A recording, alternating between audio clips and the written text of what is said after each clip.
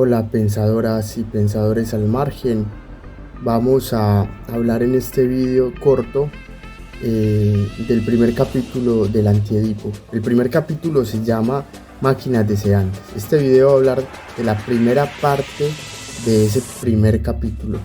Vamos a dividirlo en dos partes.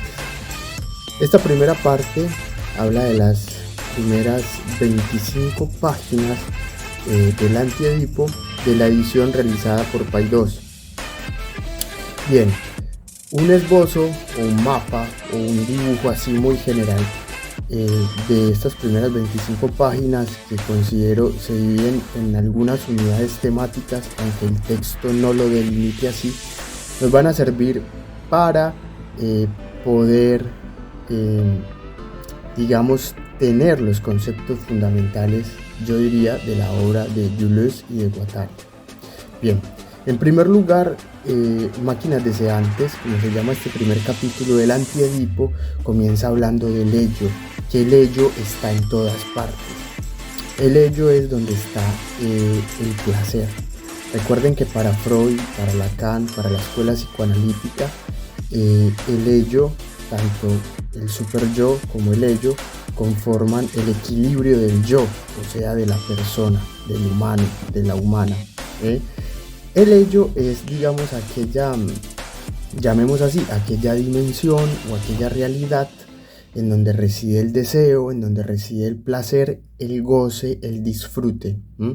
A Guattari este concepto le va a llamar mucho la atención porque él dice que es desde esta tradición psicoanalítica el ello, el límite un poco, digamos, gris o el límite un poco difuso entre la animalidad y lo humano.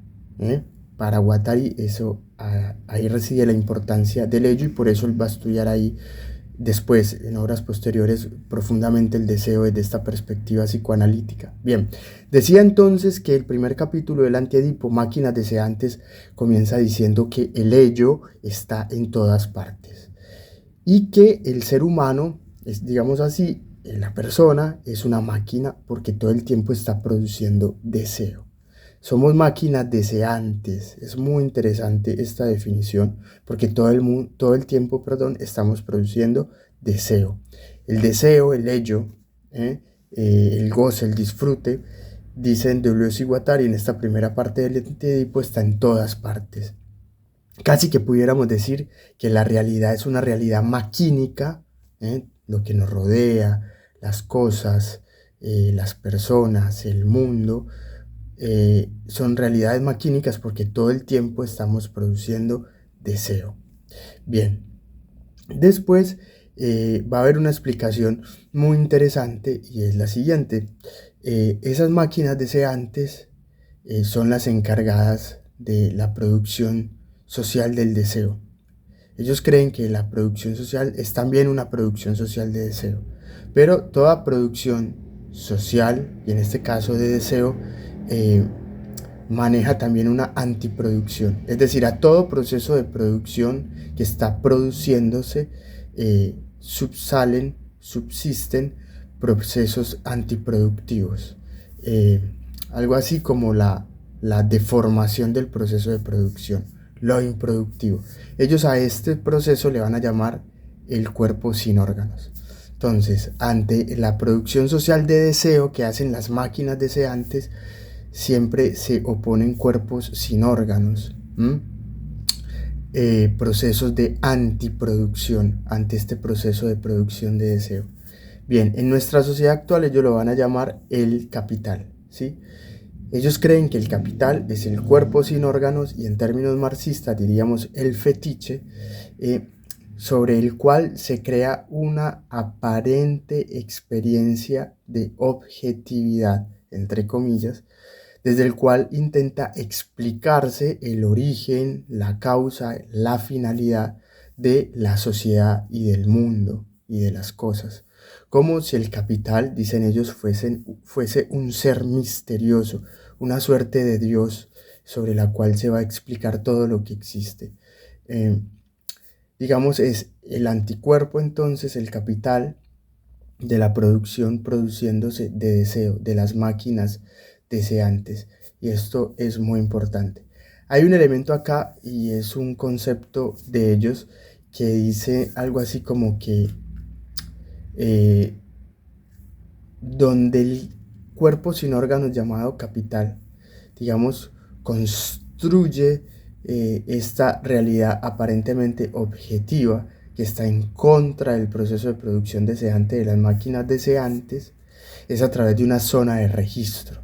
Entonces ellos creen que la sociedad, digamos así, capitalística, como la va a llamar Guattari en un texto que se llama Línea de Fuga, años después, cuando publiquen Mil Mesetas, otro texto del cual hablaremos luego, estas sociedades capitalísticas utilizan zonas de registro, registros como la angustia, como la tristeza, la felicidad, la libertad, etcétera, que también, digamos, hacen parte de esta dimensión, digamos así, de esta realidad del deseo, pero que en la sociedad capitalística se construye un registro para que la producción, ¿sí?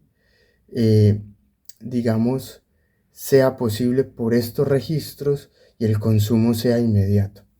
Hay que decir que la sociedad capitalística para Jules y Guattari, al menos en el Antiedipo, en estas primeras páginas, es una sociedad capitalística que se caracteriza por una producción que produce e inmediatamente se consume lo que produce, pero que ese producto que produce para consumirse es posible por la zona de registro. Básicamente, el capitalismo produce lo que registra, y lo que registra no es otra cosa que una especie de resignificación de la producción social de deseo para hacerlo suyo, crear los objetos que necesita producir y consumirlos de inmediato.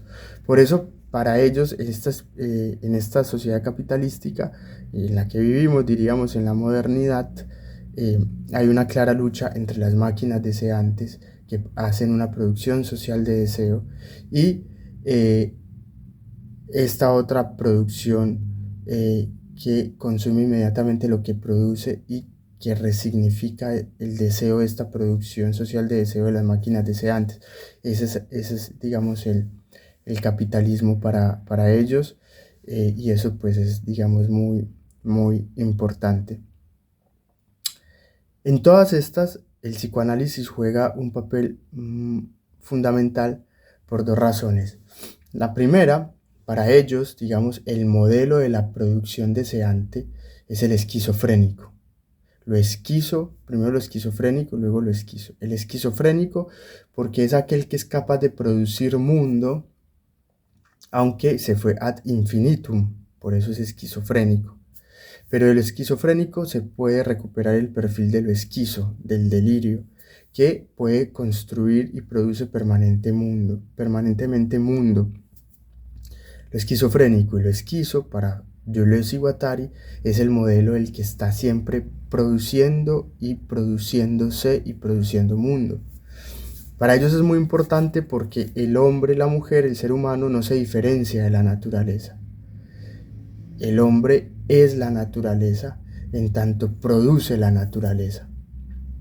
Eso es bien interesante, ahí podría uno detenerse, pero bueno, por razones de tiempo no lo vamos a hacer, pero ya hay visos de una ontología muy interesante, hay una explicación del ser, que para ellos no reside en ningún lado, sino como en Spinoza, está en la realidad inmanente, y esa producción del hombre que es naturaleza, ese ser del hombre que es naturaleza se da por la producción, bajo un principio inmanente que ellos dirán así literalmente, principio inmanente de deseo.